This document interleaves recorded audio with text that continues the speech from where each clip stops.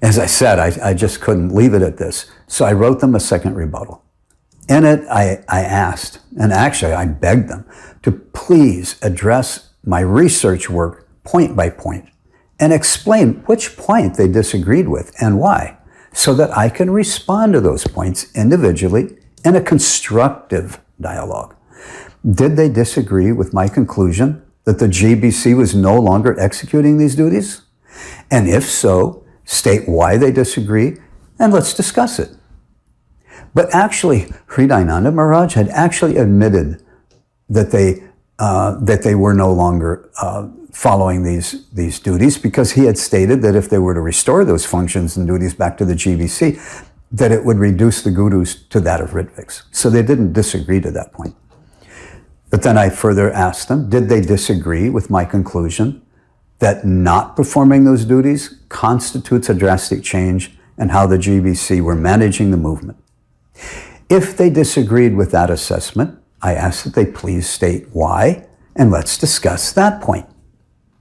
But actually, during the North American GBC meetings back in 1990, when I requested the GBC's help in restoring the Fate Museum project, the GBC members told me back then in 1990 that the system that Srila Prabhupada had set up had totally changed, and that the GBC no longer functioned as it was when Srila Prabhupada was present.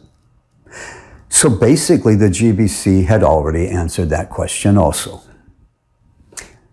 Then I asked if they disagreed with my point that did these changes constitute a violation of Srila Prabhupada's written order, and it's actually written and verbal order, to not change the system he had set up? Did the GBC disagree with that point? If so, to state why, and let's discuss that. I begged them for an intelligent, academic, and meaningful, constructive dialogue and discussion based on the merits of these points I had put forward. When Hridayananda wrote me his response, which he told me was on behalf of the full GBC, he hadn't recited any scripture or quoted any instructions given by Srila Prabhupada supporting their position that to take these functions and duties away from the gurus would render them to be no more than that of a ceremonial priest. I asked them to back up that statement with evidence from Guru, Sadhu, and Shastra, and to allow me to debate it with them. I had already given the argument that Srila Prabhupada himself had stopped performing those very same duties and functions for his own disciples, and yet he hadn't been reduced to that of a ceremonial priest. I asked that if they had any issue with that assessment, to please state what it is and allow me to debate this with them. All they had done was just to throw a bad label on me, basically call me a name, a bad name, make false allegations against me, and use those false allegations as justification for throwing my paper out in the trash, and justify why they didn't have to debate the points in a sober and constructive way. Their behavior and response was completely unacceptable, and it was not at all Vaishnav-like. It was totally unbefitting anyone who was in an important position of formally representing Srila Prabhupada and his mission. In my view, they were acting like fanatics rather than qualified leaders of a spiritual and philosophically based mission. I was also disturbed that they took issue with and attacked the title and theme of my original article, which was, "The system of management shall continue as it is. There is no need of any change." The GBC had taken direct issue with that title and called it a divisive trick that I was trying to use to trick the GBC into reducing the gurus to become no more than that of a ceremonial priest, a Ritvik. But the title was spoken and by Srila Prabhupada himself. It is a written instruction given by ISKCON's founder, Acharya. It is not Amayatma Das's words or ideas that they were rejecting and taking issue with. This was directly Srila Prabhupada's own words and his direct instruction to them, the GBC. The system of management is gone as it is now. There is no need of changing. When I sent my second rebuttal, I made that point clear. The way I saw this was that the GBC had become defiant, not against my ideas, but I saw that they were becoming defiant, that they were defiantly rejecting Srila Prabhupada. I had given, in my view, clear and definitive evidence that they were in violation of this instruction by Srila Prabhupada, that the system should not have been changed, that these duties should not have been taken away from the GBC. And all I was doing is asking that they undo the changes so that they will again be compliant and obedient to the desire and instructions given by His divine grace. In my view, adhering to Srila Prabhupada's direct instructions was far more important than these men upholding their guru-like outward public appearance. They cared more about how they would be seen as gurus than in how they were obeying Srila Prabhupada. Their one and only argument for rejecting my paper was that if they gave all these duties back to the GBC, the gurus would become no more than Rtvik. I asked for scriptural evidence of this. Srila Prabhupada had given up these same duties, yet he didn't become a Rtvik. On what basis were they making that claim? I had given evidence that their claim was baseless, so please, if they still disagreed, please discuss this point with me more.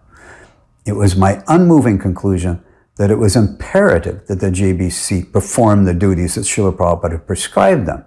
That was fundamental. That was their first and primary and foremost duty. Where that left the gurus, in my view, that was secondary.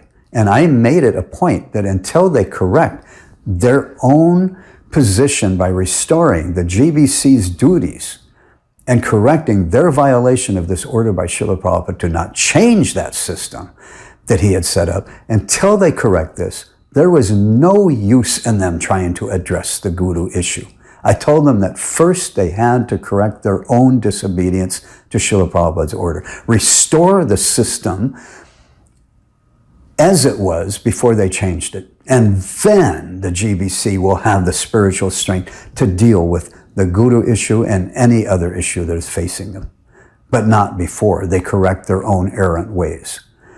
I told them that I had no interest at that time, and at least I had no interest in supporting the Rtvik-RAS side.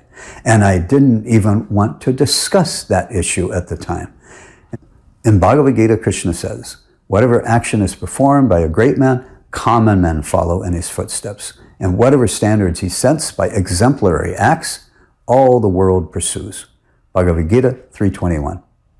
My point I made to them was that if the leaders themselves have a flagrant disregard for a most important instruction given to them by Srila Prabhupada, and that was that the system of management that he had spent 7 years setting up was not to have changed, that these GBC men were setting the worst example for the society to follow. Such so-called leadership will totally destroy Srila Prabhupada's mission.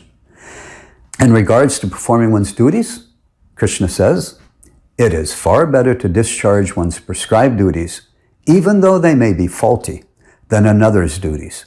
Destruction in the course of performing one's own duty is better than engaging in another's duties, for to follow another's path is dangerous. Bhagavad Gita 3:35. The duties and functions that are shown on the screen from time to time were prescribed by Srila Prabhupada to the GBC for them to carry out within his mission for the members of ISKCON. They were to be carried out as GBC members, not as gurus. They were specifically to apply for after he departed. In my research, I found no instruction by Srila Prabhupada that the GBC was to ever stop performing any of these duties and were to hand them over to any new gurus. There is no such instruction. He had assigned the GBC these duties, and specifically and explicitly so that they would continue to perform those same duties after he departed.